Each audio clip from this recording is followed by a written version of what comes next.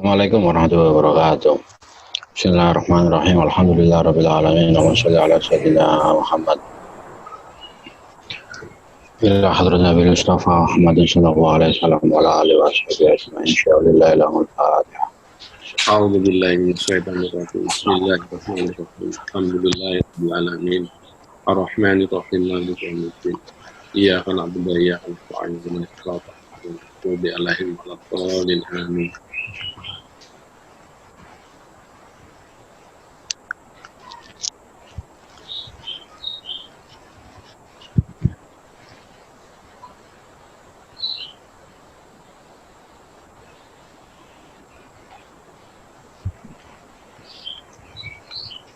Al-Fatihah. A'udzu billahi minasyaitonir rajim. Bismillahirrahmanirrahim. Alhamdulillahirabbil alamin. Ar-Rahmanir Rahim. Maliki yaumiddin. Iyyaka na'budu wa iyyaka nasta'in. Ihdinas siratal mustaqim.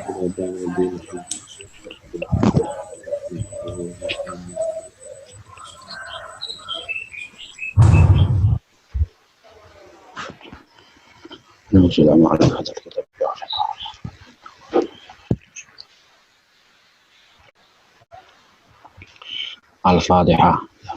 A'udzu billahi minasyaitonir rajim. Minasyaitonir rajim. Bismillahirrahmanirrahim. Iyyaka na'budu wa iyyaka nasta'in. Ihdinas siratal mustaqim. Siratal ladzina an'amta 'alaihim ghairil maghdubi 'alaihim. Bismillahirrahmanirrahim. Alhamdulillahirabbil alamin. Allahumma shalli ala sayyidina Muhammad. Qala al-mu'allif rahimahullah ta'ala wa nafa'ana bihi wa bi ulumi wa bi asrarihi fid dharain. Amin. Niki kula diminta untuk dipindahkan ke PowerPoint ya. Jadi beberapa teksnya itu kemudian saya pindahkan ke, paling tidak untuk kajian sore ini saya pindahkan ke PowerPoint. Alhamdulillah.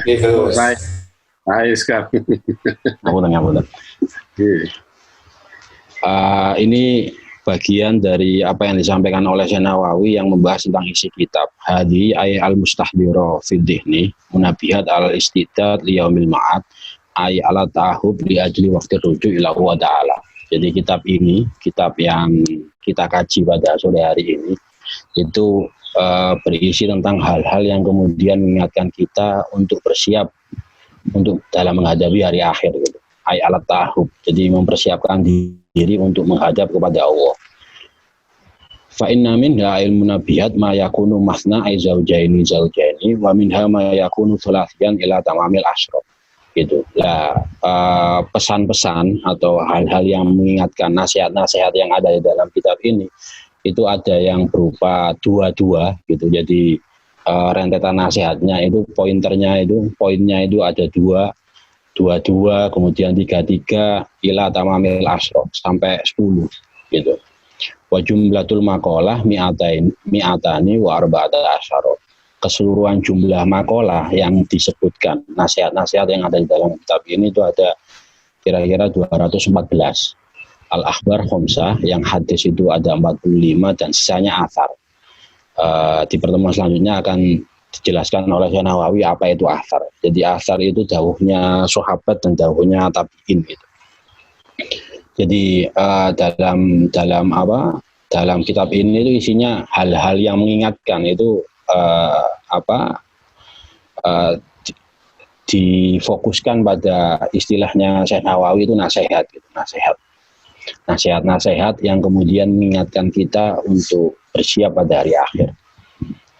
Jadi sekali lagi ada 214 hadis, ada 214 maqalah yang 45 diantaranya itu adalah hadis. Jadi ini kemampuan dari Ibnu Hajar al-Asqalani kemudian untuk mengkategorisasi mana yang poinnya itu berisi 22, 33, 44 sampai 10. Kemudian Syekh Nawawi bertabarruk wa ana al-an uridu at-tabarruk bi ityani haditsaini syarifaini jalilain. Sudah dijelaskan tadi bahwa dalam kitab ini itu ada 214 maqalah gitu ya. Dan kemudian Syekh Nawawi itu mencoba katakanlah itu mengawali kitabnya, mengawali syarahnya ini dengan mendatangkan dua hadis yang mulia, yang agung gitu. Cara yang sama kemudian dilakukan oleh Syekh Nawawi, gitu ya, mengikuti Ibnu Hajar al-Asqalani dalam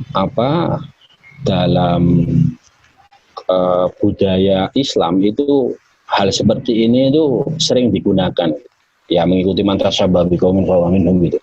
Jadi bagaimana kemudian kita diajari untuk memperbaiki dohir kita agar kemudian yang batin itu bisa mengikuti juga. Seperti ada dawuhnya Mbah Imron itu, almarhum Kyai Imron Hamzah itu, kalau kita belajar ikhlas itu susah. Yang harus kita lakukan itu yang jelas adalah bahwa kita harus sedekah dulu. Baru nanti ikhlas itu datang kemudian. Jadi bentuk dohir itu kemudian dilakukan terlebih dahulu, baru kemudian akwal atau apa yang ada di dalam, apa yang ada di batin itu bisa terseret dari bentuk yang dohir itu. Gitu. Kalau di dalam istilah tasawuf itu ada istilah makomat, ada istilah akwal gitu. Kalau makomat itu aktivitas-aktivitas dohir yang kemudian bisa kita usahakan gitu. Ya seperti ini, Syekh Ibnu Hajar al-Asqalani menulis kitabnya itu dengan mengkategorikan nasihat-nasihat jadi dua-dua dan seterusnya itu kemudian dilakukan oleh Syekh Nawawi. Jadi bentuk dohirnya itu diambil dengan harapan nanti yang ada di dalam, yang ada di batin, bagaimana akwal Syekh Nawawi itu bisa mengikuti apa yang dilakukan oleh Syekh Ibnu Hajar al-Asqalani. Jadi tradisi seperti ini itu sesuatu yang khas dari Islam itu. Bagaimana kemudian katakanlah kalau di pesantren itu, kebetulan saya alumni Ploso, jadi kalau di Ploso dulu itu untuk mendekatkan kultur budaya Arab itu sampai santri itu diminta untuk nulis kitabnya lagi.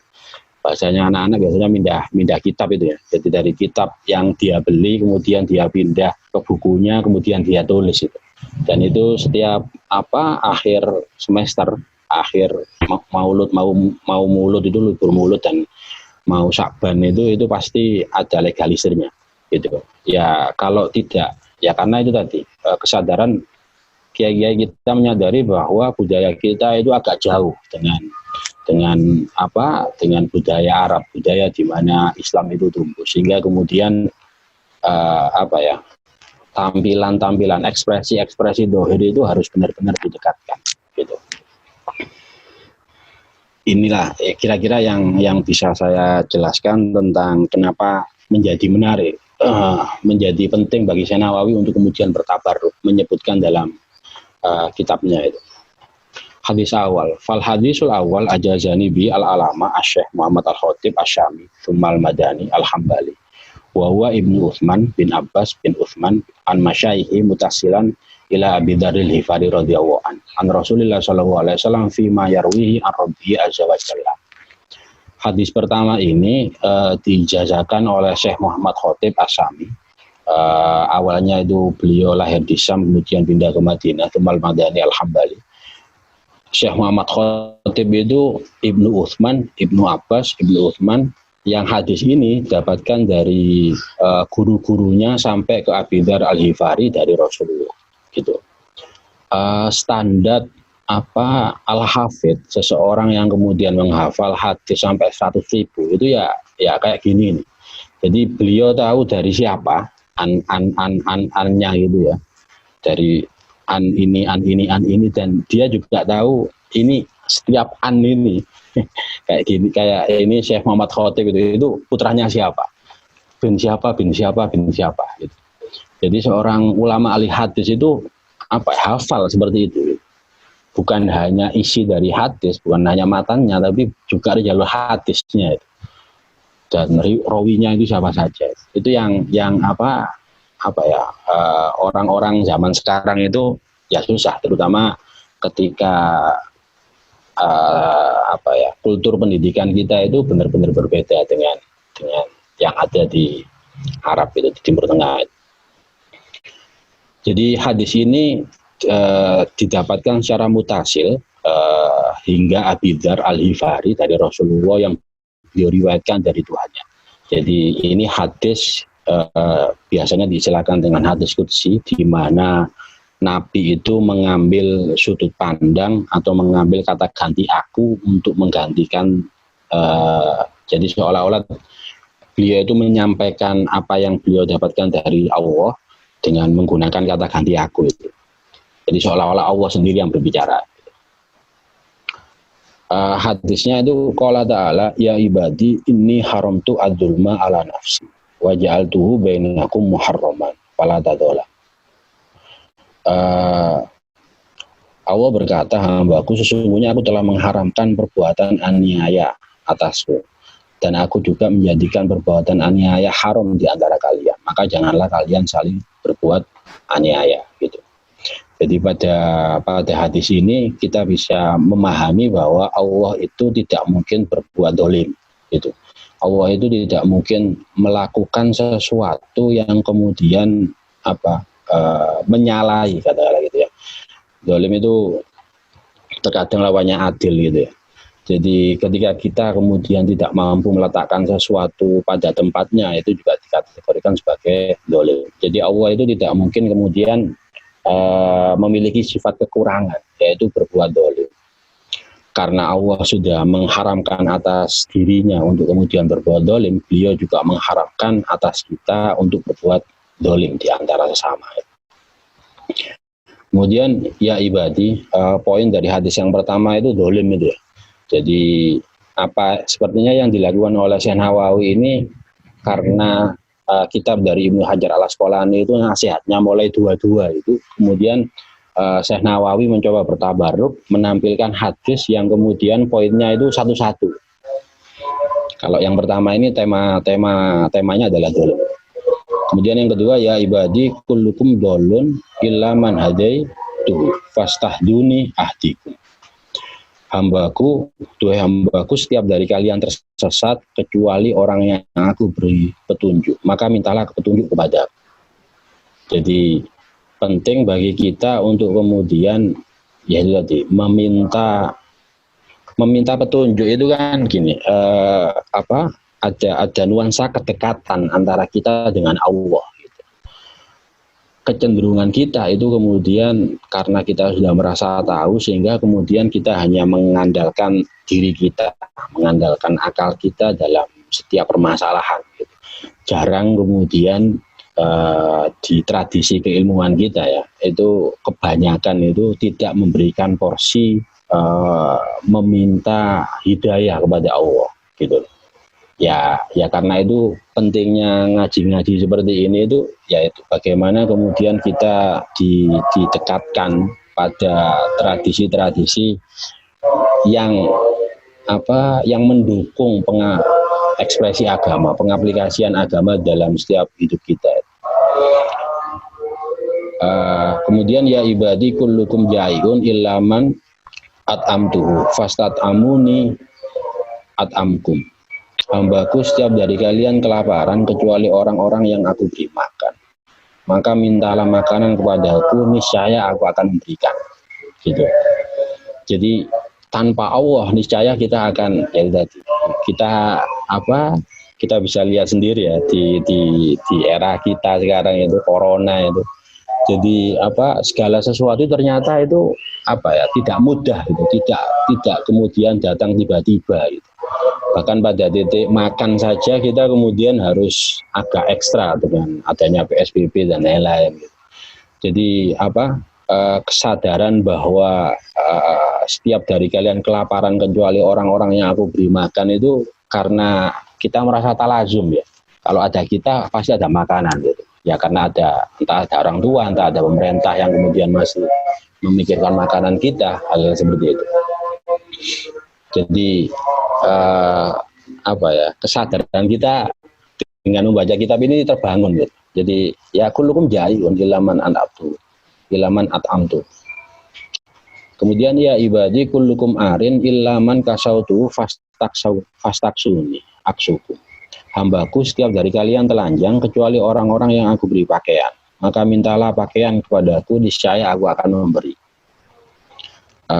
Tema kedua tentang meminta hidayah. Tema selanjutnya adalah tentang bahwa Allah itu orang yang memberikan, zat yang memberikan makanan kepada kita. Kemudian tema yang keempat yaitu bahwa Allah juga yang memberikan pakaian kepada kita. Karena itu kita kan disunahkan untuk berdoa ketika kita memakai pakaian. Alhamdulillahilladzi kasani bila haulin wala quwwata, kayak gitu. Hal seperti itu. Kemudian ya ibadi innakum tukhti'una bil-lail wan nahar. Wa ana aghfirud dzunub jami'an fastaghfiruni aghfir lakum.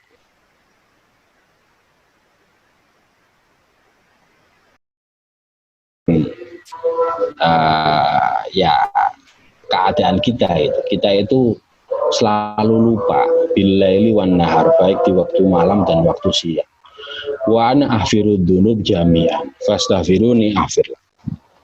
Dan aku adalah pemberi maaf pada semua dosa. Fastaghfiruni, maka mintalah maaf padaku, aghfir lakum. Maka niscaya aku akan memberikan maaf. Di dalam tradisi kita, setelah sholat itu kan ada dikiran gitu ya, astagfirullahaladzim, seterusnya itu ya mengakomodir seperti ini itu. Karena itu tadi, karena kultur kita itu sangat jauh dengan kultur Arab, katakanlah kultur Arab itu ya karena agama ini lahir di Arab, sehingga kemudian ekspresi-ekspresinya itu langsung tertangkap oleh budaya, bahasa Arabnya, bagaimana ketika bertemu dengan orang lain, salam dan lain-lain, itu langsung terwadahi oleh budaya. Nah, karena kita itu budaya yang berbeda, lahir dari budaya yang berbeda, kemudian ulama itu tanda kutip ya mengakomodir budaya-budaya yang kemudian mewakili ekspresi keberagamaan. Salah satunya ya astagfirullahaladzim. Karena ya itu tadi, kalau kita setelah sholat itu tidak istighfar, itu hampir bisa dipastikan, kecuali beberapa yang masih ada di pesantren atau di daerah kauman, yang daerahnya itu memang daerah santri gitu ya, itu akan susah untuk kemudian memiliki kebiasaan di istighfar, ingat kepada Allah, hal-hal gitu. Jadi bagaimana kemudian kebiasaan ini itu kemudian mentradisi. Jadi kita itu mampu belajar secara alamiah, itu sudah diwakili oleh lingkungan kayak gitu. Karena itu jadi tadi memintahkan pada level istighfar itu ya kita perlu didukung oleh konteks, oleh lingkungan gitu. Kemudian dalam memahami hadis-hadis seperti ini, dari seperti ini, saya ingin mengingatkan pembahasan tentang tauhid itu ya. Jadi ini kan seolah-olah Allah itu kan tanda kutip ya, sederajat dengan kita gitu. Jadi karena aku mengharamkan kedzaliman, maka aku tidak mendolimi, maka aku mengharamkan juga kedzaliman kepada kalian. Karena aku kemudian kalian itu semua orang yang tersesat, maka niscaya aku itu zat yang memberikan hidayah kepada kalian, maka mintalah hidayah kepada saya. Dan itu jadi kayak antara kita dengan Allah itu muncul kedekatan seperti itu. Karena itu penting untuk saya ingatkan apa yang disampaikan oleh Syekh Samsuddin As-Sumatrani. Beliau ini ulama, kira-kira tahun kelahirannya itu 1600-an. Jadi di tahun 1600-an kita ini sudah punya ulama yang kemudian menulis. Ini angkatannya Syekh Abdul Rauf Asingkul. Beliau mengingatkan dalam salah satu kitabnya yang masih bisa kita selamatkan. Faltakun ma'rifatuka lahu ta'ala ma'rifatan kamilah. Jadikanlah makrifat kalian kepada Allah itu makrifat yang sempurna, gitu ya, makrifat yang sempurna. Dia al-jami'ah, Imam Ghazali membedakan istilah ilmu dengan makrifat. Kalau ilmu itu analoginya itu kita tahu ada api gitu ya. Ilmu itu kita tahu itu api. Kalau ma'rifah itu ya kita benar-benar merasakan api itu panasnya, bagaimana kemudian apa ya, mulat-mulatnya itu kayak gitu. Ma'rifat itu seperti itu. Jadi bukan hanya tahu tapi melihat, tapi ya benar-benar tahu bagaimana hakikatnya api gitu. Jadi di sini faltakun ma'rifatuka lahu ta'ala ma'rifatan kamilatan. Maka jadikanlah ma'rifat kalian itu ma'rifat kalian kepada Allah itu ma'rifat yang sempurna. Ya al-jami'ah baina tanziyah wa tasbihah tsumma at-tanziyah. Apa ma'rifat yang sempurna itu? Yaitu mengumpulkan tanzih, tasbih, kemudian tanzih. Gitu ya. Tanzih itu gini.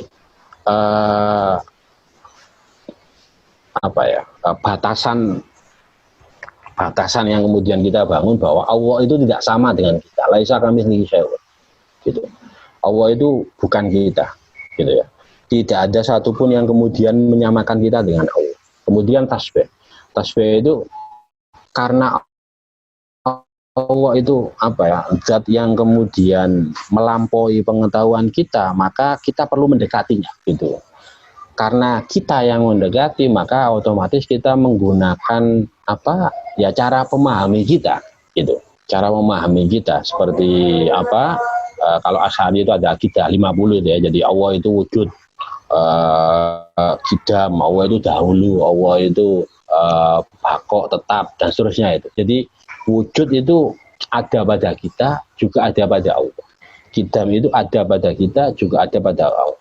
Gitu. Kemudian tsumma tanziyah al-mahdho. Baru kemudian tanzih mahdho. Jadi kita wujud, Allah wujud, tapi wujud kita dengan wujud Allah itu beda. Jadi yang biasanya digunakan oleh ulama salaf itu. Cara Allah mengetahui dengan cara kita mengetahui itu berbeda. Gitu. Jadi konsep ini harus benar-benar berimbang. Hatta la yafuta minka al-ma'rifah at-tasbih allati hiya min jihati dzuri ta'ala fil asya. Sehingga kemudian ma'rifat tasbih itu ya ketika kita melihat sesuatu itu yang kita lihat itu Allah, gitu ya, bukan yang lain. Jadi sampai selevel itu. Alasannya di sini fa inna man kanat ma'rifatan lahu ta'ala fa in kanat ma'rifatun lahu ta'ala ma'rifatan tanzihiyah mahdha fa huwa arif naqis. Karena di sini Syekh Syamsuddin itu menjelaskan, kalau seandainya makrifat kita kepada Allah itu makrifat tanzih saja, ya Allah itu ya tidak sama dengan kita. Allah itu melampaui kita. Hanya seperti itu, maka Syekh Syamsuddin mengategorikannya menjadi arif naqis. Orang yang makrifat tapi kurang, gitu ya. Ya karena itu tadi kita lebih memilih untuk menjauhi itu tadi. Jadi kita sama sekali tidak berusaha untuk mendekati Allah. Pokok Allah beda. Pokok Allah beda. Tapi wa man kana ma'rifatuhu tasbihatan mahdho. Tetapi kalau makrifatnya kepada Allah itu tasbih, jadi hanya menyerupakan gitu, hanya mendekati dengan cara kita memahami sesuatu, ya wujud, qidam, baqo, dan seterusnya itu, bahwa jahil kafir. Maka orang seperti ini sudah bodoh, kafir juga. Bodoh dari sisi dia mendekati sesuatu yang kemudian pendekatannya itu berbeda, gitu. Karena kita manusia, pendekatan kita manusia, gitu. Tapi kita melupakan aspek bahwa Allah itu Tuhan, gitu. Nah itu kan kebodohan itu, karena menggunakan alat baca yang tidak semestinya. Kemudian kafir, jelas, karena dia menyamakan Allah dengan makhluk, ya otomatis kafir. Bainahuma wa man kanat ma'rifatu jami'a baina tanzih wa tasbih al-mahdhataini tsumma tanzih mahdho fa huwa arifun kamil mukamil, gitu. Lah orang yang kemudian mampu menggabungkan seperti gambar itu, tanzih, tasbih, kemudian tanzih lagi, inilah yang kemudian dikategorikan sebagai oleh Syekh Syamsuddin As-Sumatrani, atau lebih dikenal Syekh Syamsuddin Pasai itu sebagai orang yang arif kamil mukamil, yang sempurna dan mampu menyempurnakan. Fawwa Allah alaika. Jadi Allah yang kemudian difaham oleh oleh orang-orang yang sudah arif kamil mukamil ini ya Allah yang Allah, gitu. Bukan Allah yang masih ada keserupaan dengan kita. Bukan Allah yang kemudian tidak terjangkau sama sekali. Katakanlah gitu.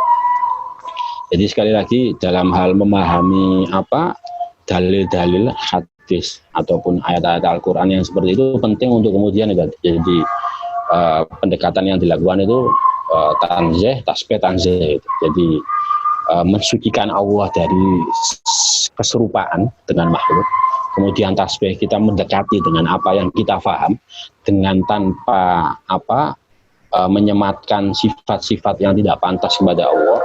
Kemudian kita bersihkan lagi tanzih gitu. Jadi bahwa Allah itu berbeda dengan kita. Gitu.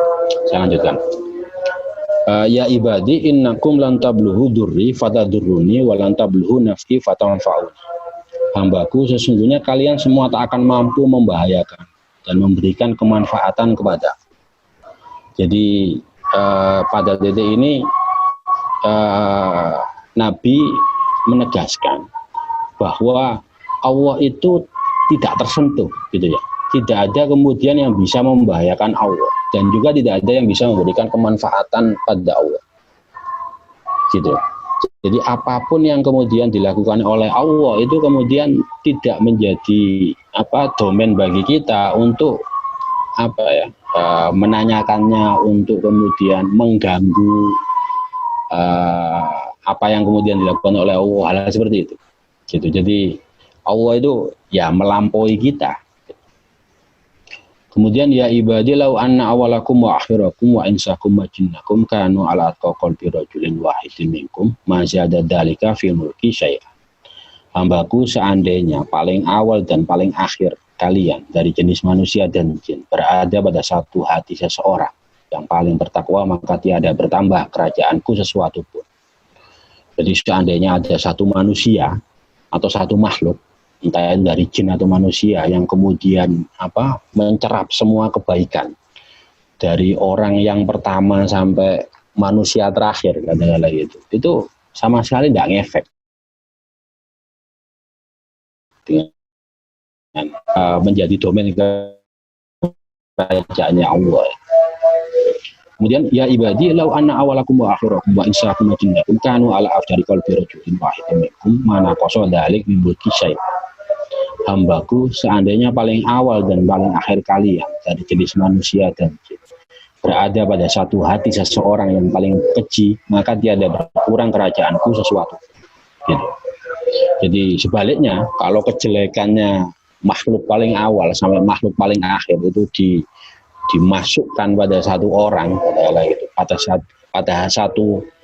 pada hatinya satu orang, itu ya tidak ngefek. Gitu. Tidak ada pengaruhnya sama sekali dengan Allah. Gitu.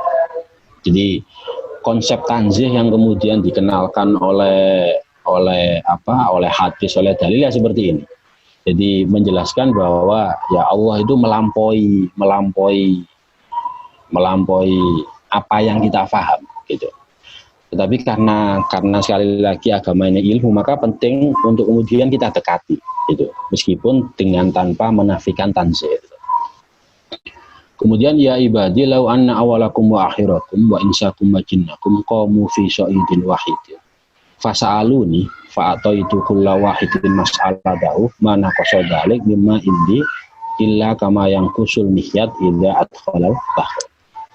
Hambaku seandainya paling awal dan paling akhir kalian dari jenis manusia dan jin berada berdiri di sebuah bukit lalu meminta kepadaku dan aku memberi setiap apa yang mereka mintakan, tiada berkurang dariku kecuali semisal jarum yang jauh di lautan. Jadi kalau seandainya makhluk manusia dan jin paling awal sampai paling akhir itu kemudian berdiri di satu bukit, kemudian meminta di waktu yang sama, kemudian Allah memberikan semua permintaan dari mereka, mana qasodalik mimma indi, tidak ada sesuatu yang berkurang, kata gitu. Pengurangannya tidak ngefek sama sekali. Kama yang kusul mihyat tidak akhlal bar. Ya seperti jarum ketika kita masukkan ke lautan, itu kan ya tidak efek. Jadi kekuasaannya Allah itu seperti itu. Ini deskripsi betapa Allah itu berbeda dengan kita. Ya ibadi innama hiya amalukum ukhsiha lakum summa uwafikum iyyaha. Faman wajada khairan falyahmadillah. Wa man wajada ghaira dalik fala yalumanna illa nafsa. Hambaku, sesungguhnya setiap amalmu aku hitung untukmu. Jadi uhsiha, dan aku beri pahala atasnya. Wafia, maka siapa yang menemukan kebaikan atasnya, memujilah kepada Allah, dan siapa yang menemukan selainnya, maka jangan menyalahkan kecuali dirinya sendiri. Setiap yang kita lakukan itu kemudian ada catatannya, gitu ya. Setiap apa yang kita khotirkan, lintasan-lintasan hati yang ada pada kita itu semuanya ada catatannya, gitu ya. Meskipun dalam perspektif fikih, ketika kita berniat jelek itu tidak mendapatkan dosa, tetapi ketika kita berniat baik kita akan mendapatkan pahala, satu pahala, gitu. Ketika kita melakukan maka kita mendapatkan dua pahala, berniat baik dan melakukan, gitu ya. Nah, apa yang kemudian kita lakukan dan kita pikirkan itu semuanya itu ada catatannya, gitu, dihitung oleh Allah, gitu. Kalau seandainya ketika kita di akhirat nanti kita wajadah khairan, kita menemukan ternyata diri kita itu baik, falyahmadillah, maka memujilah kepada Allah, gitu. Karena niscaya kebaikan yang kita lakukan itu ya tidak muncul hanya dari kita, tanda kutip ya. Dalam aspek tauhid ya semuanya dari Allah, gitu ya. Karena apa ya? Karena itu kita harus menyadari bahwa kita melakukan sesuatu itu terkadang motivasi itu muncul bukan hanya dari satu sisi kita, tetapi ya banyak hal. Salah satunya adalah lingkungan, teman dan lain-lain, gitu. Sehingga kemudian kalau seandainya kebetulan lingkungan, orang tua, pendidikan, semuanya itu berujung pada kebaikan, falyahmadillah, maka memujilah kepada Allah. Tapi kalau seandainya ternyata tidak berujung pada kejelekan, tidak berujung pada kebaikan, tapi pada kejelekan, ya fala yalumanna illa nafsa. Maka jangan menyalahkan kecuali diri sendiri, gitu. Jangan menyalahkan kecuali diri sendiri. Ya karena itu tadi, seandainya pun kita hidup tanda kutip di lingkungan yang salah, seandainya pun kita hidup di pergaulan yang salah, hal-hal seperti itu kita masih memiliki ikhtiar untuk kemudian bagaimana kemudian kita menjauh.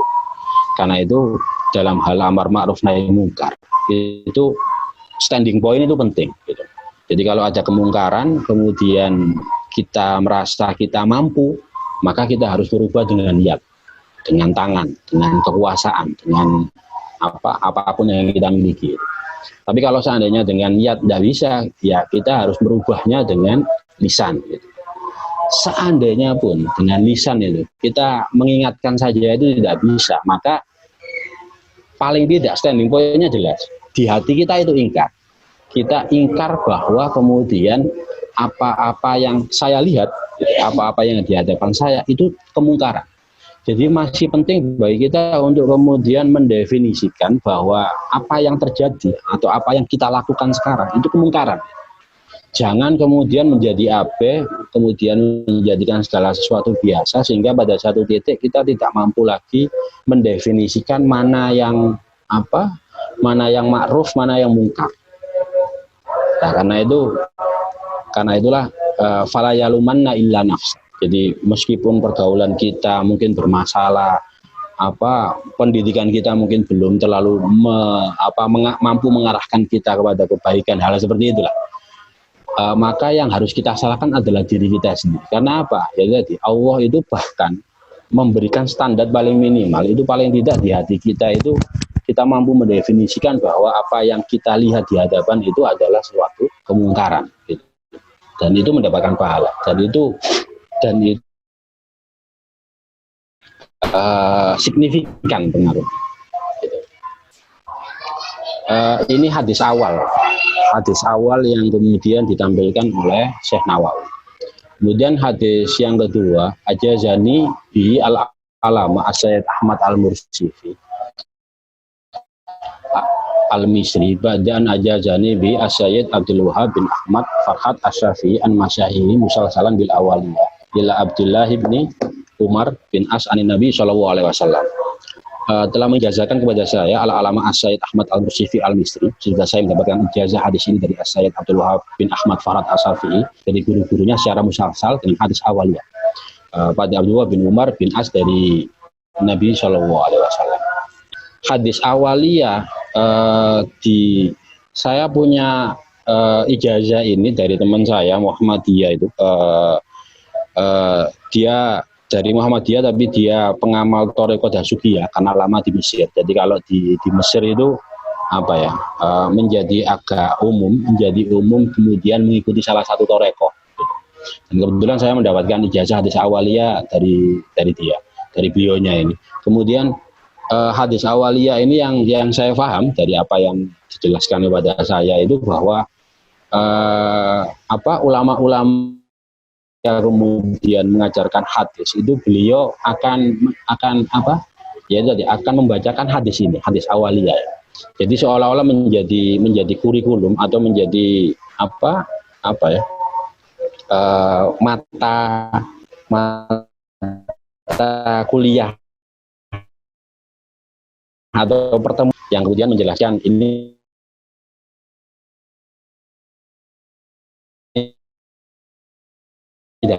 dari gurunya. Aliyah itu isinya iman. Tabaraka wa ta'ala. Irhamu man fil ardi yarhamukum man fis sama. Gitu.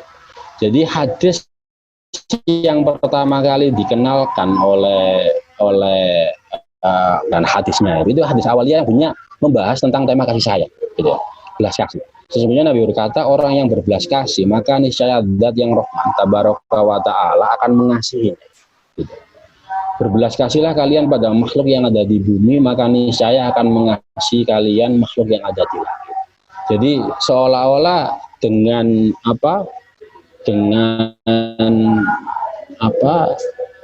pembelajaran yang dilakukan oleh ulama-ulama ini seolah-olah kemudian mengingatkan kepada pembelajar ini bahwa penting bagi kalian kemudian untuk saling berbelas kasih dengan yang lain, gitu.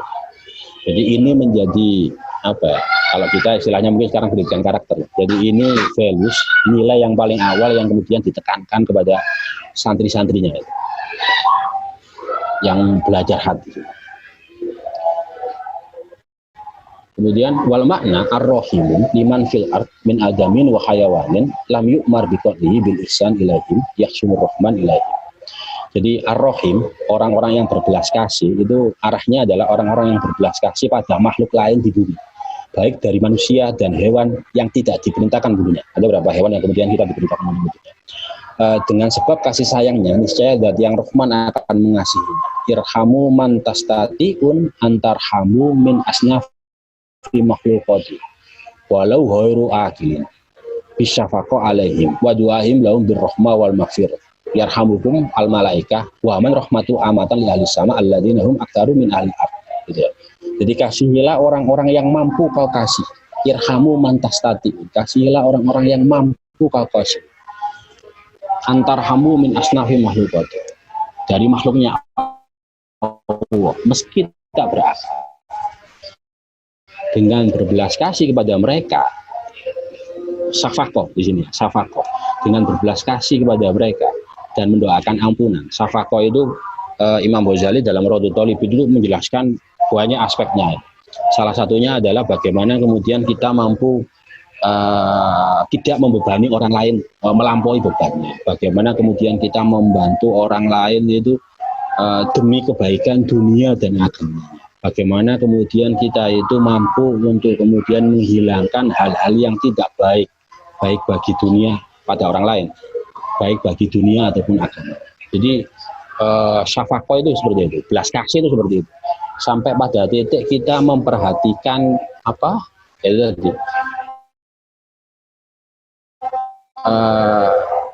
memperhatikan orang lain itu seperti itu, gitu. Jadi bisa syafaqah, kemudian dan mendoakan. Jadi kita harus berbelas kasih dan juga mendoakan mereka agar mendapatkan rahmat dan ampunan, gitu. Niscaya para malaikat dan penduduk langit di mana mereka lebih banyak dari bumi akan mengasihi. Orang yang kemudian mampu mengasihi orang lain, maka niscaya penduduk malaikat dan penduduk langit itu akan juga mengasihi kita, gitu. Jadi mungkin dari cara pandang kita di bumi itu kita itu sendiri, katakanlah gitu. Kita melakukan segala sesuatu itu tidak ada yang kemudian melihat, memperhatikan. Tetapi dari perspektif ini kita tahu bahwa ada entitas lain, malaikat dan makhluk yang ada di langit, itu yang kemudian memperhatikan kita, gitu, dan mendoakan kita, gitu, dan merahmati kita. Rahmat itu kalau malaikat itu apa? Ya, tadi mendoakan ampunan bagi kita. Kemudian setelah menjelaskan tentang hadis yang kedua, ini kemudian Syekh Nawawi ini menjelaskan tentang konsep sidur. Jadi agak loncat-loncat katanya di bagaimana cara penulisan kitab kuning itu. Wala yajuzu li sahsin ayyad'uwa li jami'il muslimin bihufri jami'i dunubihi. Au bid'ah li fakirin bi nahwi mi'ati dinar. Wa laysa lahu jihah yatasahalu min hadzalika. Wa yaqulu hadza minar rahmah li annahu mukhalifun li nususis syar'i. Tidak diperbolehkan bagi seseorang mendoakan seluruh orang Islam untuk dimaafkan seluruh dosa. Jadi saya mengingatkan kebiasaan yang diajari oleh kiai-kiai kita ketika setelah sholat astagfirullahaladzim wali walidayya wali jami muslimin semua malunya dan seterusnya itu dimaknai bukan mendoakan seluruh orang Islam kemudian dimaafkan dosanya, tapi mendoakan bagi sebagian orang itu dimaafkan seluruh dosanya dan sebagian lain ya dimaafkan sebagian dosanya, gitu ya. Jadi ketika istighfar itu dengan kesadaran bahwa Allah itu memilih, gitu ya, memilih untuk memaafkan, tidak kemudian Allah itu memaafkan seluruh dosa orang Islam, itu tidak boleh. Atau mendoakan orang fakir untuk mendapatkan 100 dinar. Jadi ada orang fakir, kemudian kita berdoa, ya Allah berilah dia 1 triliun, katakanlah gitu. Padahal tidak ada satupun hal yang bisa ia lakukan yang bisa membuat dia mendapatkan 100 dinar tersebut. Tidak ada sesuatu yang kemudian bisa membuat dia itu mendapatkan 1 triliun itu. Dia tidak kerja di valuta asing, dia tidak kerja di banyak hal lah yang kemudian mudah untuk mendapatkan uang. Ketika kemudian dia berapologi dan lalu dia berkata ini adalah bentuk kasih sayang. Jadi ketika dia mendoakan orang Islam dengan tujuan agar semua dosanya itu dimaafkan, dan kemudian ada orang fakir kemudian dia mendoakan agar dia mendapatkan 1 triliun katakanlah gitu. Oh, ini adalah bentuk kasih sayang saya. Ini tidak diperbolehkan karena ini bertentangan dengan nas syariat. Gitu ya. Jadi kalau dalam konsep syariat ini bahkan pada titik doa itu penting kemudian kita memahami asbabnya, gitu. Tidak serta-merta pokok berdoa, pokok ini menunjukkan rasa kasih sayang saya kepada dia Anda. Jadi ada aspek ilmu di sana. Kita bahkan pada konsepsi doa saja kita butuh diilmoni gitu. Jadi tidak ngawur, gitu. Tidak ujuk-ujuk. Atau tidak, ya saya moodnya lagi pengen doakan. Tidak seperti itu. Kita butuh ilmu yang itu bersandar pada dalil, pada apa yang diajarkan oleh guru-guru kita.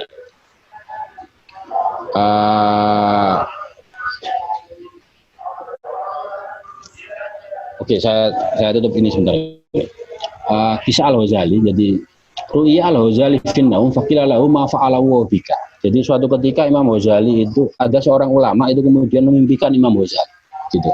Kemudian dia tanya, apa yang dilakukan oleh Allah kepadamu? Gitu, apa yang telah Allah lakukan kepadamu? Faqala auqifani baina yaday wa qala li bima qaddamtu alayya fasirtu adkuru amali. Jadi Imam Ghazali itu dihadapkan kepada Allah, kemudian Allah itu bertanya, apa yang kamu bawa untuk menghadapku?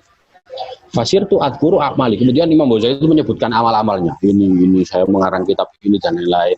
Kemudian faqala lam aqbalha. Kemudian Allah, enggak, amalmu tidak saya terima. Tapi kemudian Allah menjelaskan, wa inna ma qabiltu minka dzata yaumin nazalat dubaba. Yang saya terima darimu itu hanya karena hanya satu hal, yaitu ketika pada satu hari itu ada lalat dubaba yang kemudian hinggap di midada kolamik, di wadah mangsi itu, di wadah tinta. Kita coba minum. Jadi ada lalat masuk ke wadah mangsinya Imam Ghazali kemudian minum. Wa anta taktubu, dan kamu dalam keadaan menulis. ketika melihat ada lalat masuk ke wadaman, sifat kita apa? Kemudian kamu meninggalkan tulisan, kamu tahan tulisan. Hatta haddoha rohmah dia, hingga dia lalat itu selesai minum, gitu ya. Sehingga lalat itu selesai minum. Karena rahmat pada lalat, karena merasa sayang pada lalat, berkasih sayang pada lalat.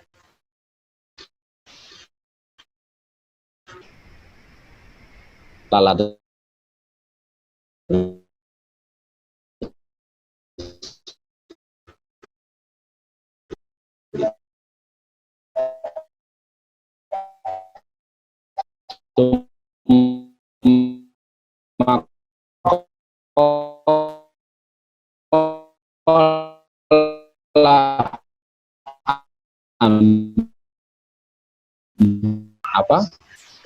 serangan-serangan apa ya, waktu itu serangan-serangan falasifah filsafat itu sedemikian hebatnya, itu sebegitu besarnya gitu. Tetapi kemudian yang membuat Allah itu melihat beliau itu hanya pada ya, kisah ini gitu. Bagaimana kemudian beliau itu membiarkan lalat untuk minum di wadah titanya, rahmatan dia, karena beliau berbelas kasih dengan lalat tersebut. Mungkin itu sementara yang bisa saya sampaikan. Mungkin ada kurang lebihnya, saya mohon maaf. Assalamualaikum warahmatullahi wabarakatuh. Waalaikumsalam warahmatullahi wabarakatuh. Oke, kepada Bapak Ibu atau adik-adik mahasiswa barangkali ada yang ingin ditanyakan ke Gus Miftah, silakan.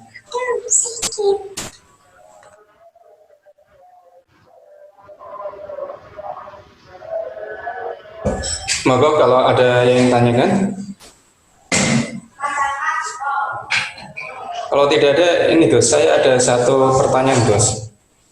Jadi tadi sempat dibahas terkait dengan makrifat yang sempurna kepada Allah itu ya. Barangkali bisa dijelaskan bagaimana cara kita untuk apa ya, setidaknya mendekatilah makna dari makrifat tersebut.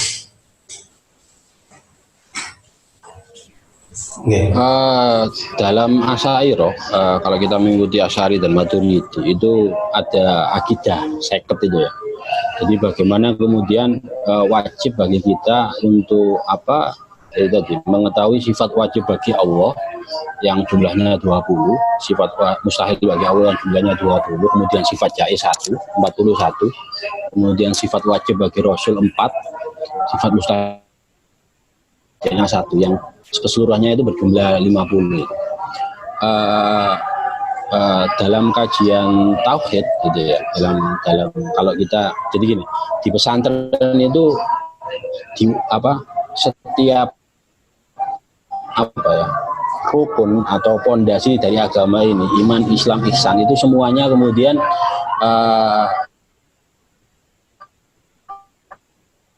ada materinya yang agak mudah sampai yang advance gitu. Nah, yang wajib bagi kita itu dalam hal keimanan itu yang pertama itu ada 5 leveling itu Pak Tidak ya. Dalam hal bagaimana kemudian kita beriman itu yang pertama itu taklid. Jadi bagaimana kemudian kita ya ikut apa yang dijelaskan oleh guru-guru kita, apa yang dijelaskan oleh orang tua kita dan seterusnya gitu. Jadi pokok manut gitu. Kemudian yang kedua adalah iman ilmu. Bagaimana kemudian kita mengetahui Allah gitu ya. Baik melalui akidah 50 itu dengan dalil gitu ya. Bagaimana kemudian kita mampu mentasawurkannya. Jadi ya kita tahu referensinya, kita tahu bagaimana kemudian sebuah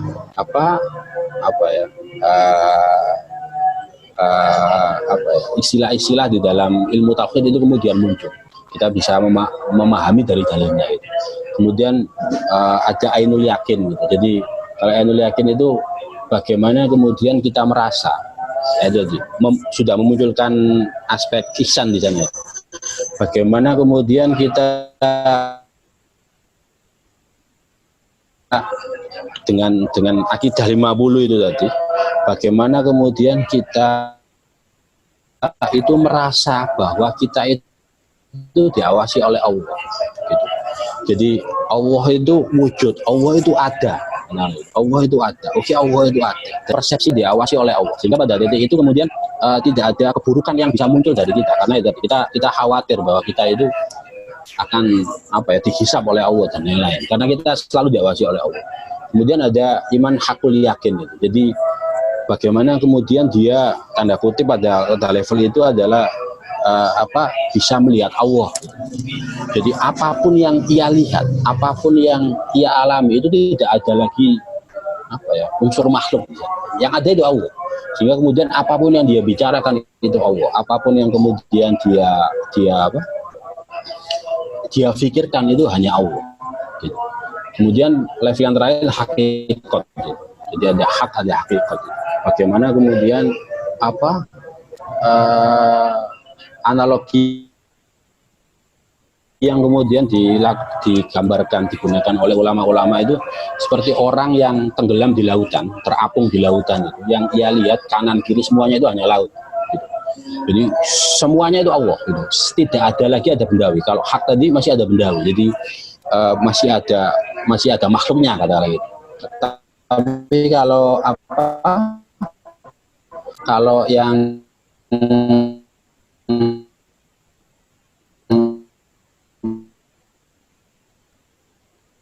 nomor 5 ini sudah ini leveling ya, terutama yang nomor 4, nomor 5 itu sesuatu yang kemudian hanya orang-orang tertentu yang kemudian mendapatkan makom seperti itu. Ya karena itu tadi kecenderungan kita melakukan sesuatu itu masih untuk kepentingan kita, gitu ya. Makrifat kita itu levelnya seperti itu. Kita hanya ingat kepada Allah hanya pada momentum ketika kita sholat atau ketika kita ngaji seperti ini. Ketika kita lepas dari forum ini, makrifat kita selesai. Gitu ya, makrifat kita selesai. Kita tahu, katakanlah, iman kita level ilmu, kita bisa mendeskripsikan dalil, kita bisa menjelaskan. Tetapi ya itu tadi, momentum hilang, momentum seperti pengajian, momentum seperti apapun lah, ibadah mahdoh kita, sholat dan puasa dan lain selesai, ya sudah selesai. Gitu. Tapi orang-orang yang kemudian sudah makom hak dan hakikat seperti itu tidak ada kemudian yang mampu memisahkan dirinya dengan Allah. Dia tidak lagi perlu konteks untuk kemudian membangun ingatan akan Allah. Ini memang leveling, tapi secara garis besar yang dijelaskan oleh ulama itu. Jadi taklid, ilmu, ain, kemudian hak, kemudian hakikat. Mungkin itu yang bisa saja. Ya, terima kasih Gus Miftah atas penjelasannya. Karena waktunya sudah jam 5 ya, menunjukkan jam 5, barangkali mohon Gus Miftah bisa menutup dengan doa ya. Ridhoillahi ta'ala bi syafaati Rasulillah sallallahu alaihi wasallam min barakati jami'il mu'alifin.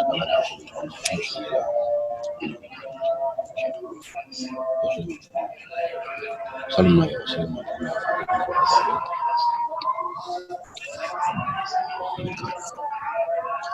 Al-Fatihah. Bismillahirrahmanirrahim. Bismillahirrahmanirrahim.